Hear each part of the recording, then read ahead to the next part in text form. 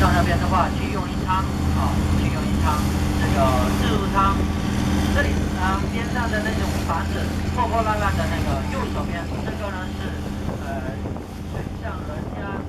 以前的这个世界以前就是这样子，建了好久，现在这个地方还有人住稍微进去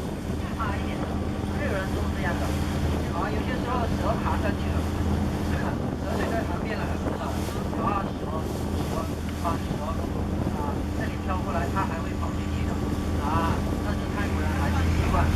泰国人还是习惯，还是吓不到他们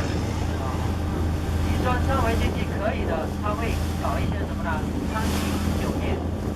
建在这个湄南河边上，但行从的呢，他也是没那个能力的这样子我们这里过去很快就会到达那边了，所以呢，稍微坐一坐坐一坐，欣赏一下这个湄南河风情。今天我们在那边吃的就是自助餐自助餐吃好之后，我们继续往回走